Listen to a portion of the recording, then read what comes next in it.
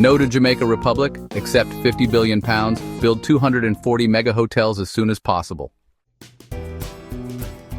Jamaica is now in Marco Rubio and the Make America Great Again team's good book. But what about Jamaica's tourism industry and those trumped-up travel advisory claims against Jamaica? Well, Rubio will have another look at that when he gets back to his MAGA Trump's team.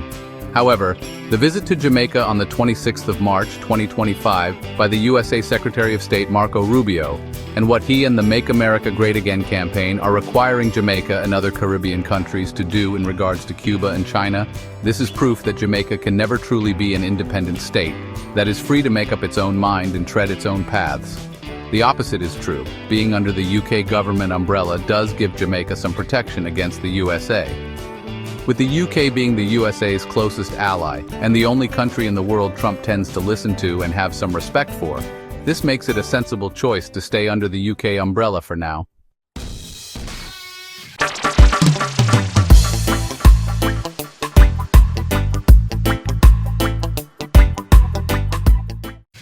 Before I start discussing the tourism and mega-large, all-inclusive hotels needed across Jamaica to create employment, first, let us have a look at a small Caribbean island that the USA had invaded in the 1980s when they got too close to Cuba.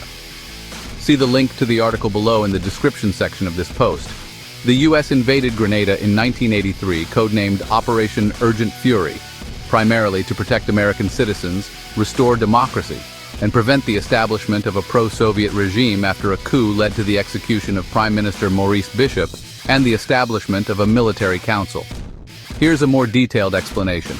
Internal strife and coup, the New Jewel movement led by Maurice Bishop, had seized power in 1979, establishing the People's Revolutionary Government. However, internal divisions within the ruling party led to a coup in October 1983, where Bishop was ousted and later executed by a hardline faction, including Bernard Cord. U.S. concerns. The Reagan administration viewed the events in Grenada as a threat to democracy and regional stability, particularly given the growing influence of Cuba and the Soviet Union in the region. Justification for invasion. The U.S. government cited the following reasons for the invasion: protection of American citizens. A large number of American students were attending St. George's University Medical School in Grenada, and the U.S. government claimed the invasion was necessary to ensure their safety. Restoration of democracy.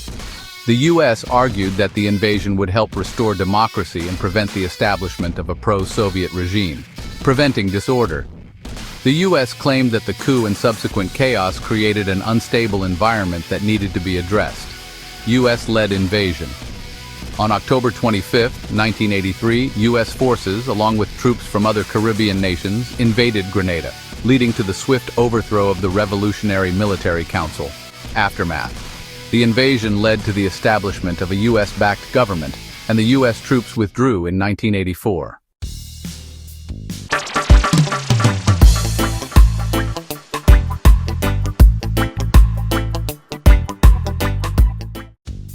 Hence, it may serve Jamaica best to focus on developing the country, rather than doing battles with these major powers.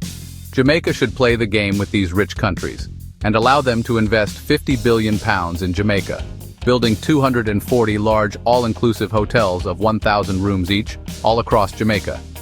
The reason for the large, all-inclusive hotels is that without them, it would be difficult to develop the rural areas as tourism destinations.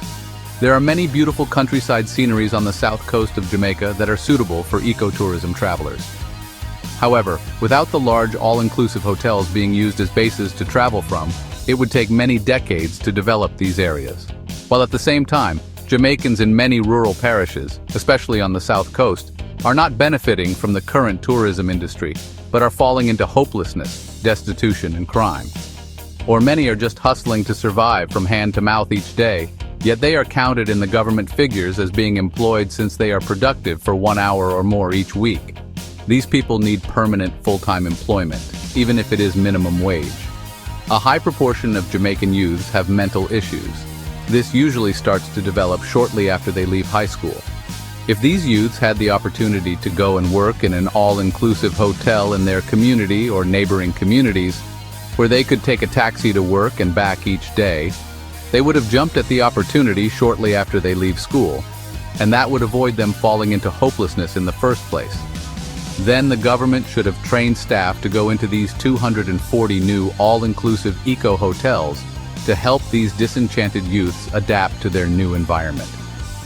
Many who are now in their 20s and 30s still have 30 to 40 years before they reach retirement age. Hence, it would be a great advantage for Jamaica to help these youths and young adults become productive citizens rather than falling into crime and becoming a drain on the country's resources. This is ecotourism at its best, helping the local citizens to avoid destitution, giving them a hand to live a peaceful and decent life in their environment, while at the same time providing the local communities with decent roads and proper drainage systems to avoid floods, providing the funds for the government to develop irrigation systems for local farmers so that they can supply the hotel industry. Also, the funds to provide electricity and water for the local communities.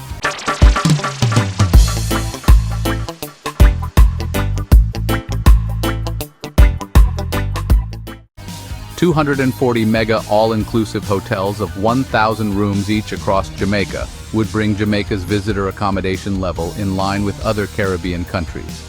Jamaica would need an additional 10 million visitors each year to match countries such as Barbados and Curaçao visitor numbers, according to their population size. See table of comparisons in the description section of this post. Thank you for watching another episode of my series titled $30 billion Repatriation Money Available for Jamaica to Claim. Some key features of the $30 billion repatriation funding program are 120 hotels to be built across Jamaica, especially near areas with high unemployment rates, earning an extra $10 billion each year for Jamaica, providing 300,000 permanent full-time jobs for low-skilled citizens in rural parishes across Jamaica, 300,000 affordable housing units to be built over the next 10 years, from 2025 to 2034, 30,000 to be built each year. Franchises for the 120 large, all-inclusive hotels will be given to foreign direct investment over the next 1 to 5 years, from 2025 to 2029. Each hotel costing approximately $250 million to build, totaling $30 billion, all paid for by the foreign direct investments repatriation money coming back to Jamaica. Minimum wage to be increased by 15% each year, reaching $200 per week in the next 5 years. Jamaica's agriculture needs to start growing by 20% every year for the next 10 years and beyond. This is to create stability in the country as the tourism industry starts growing by 20% every year for the next 10 years. Thanks for watching this video. To support this channel, please click on the subscribe button. Share this video in your WhatsApp groups and send it to all your friends, as we try to demonstrate how the tourism industry can transform lives in Jamaica. Remember to let us know what you think about this video by leaving your comments below. Please keep your comments respectful. God bless you, God bless the Jamaican Parliament, and God bless Jamaica. Until my next video, peace and love. This is part 22 of my current series. Look out for part 23.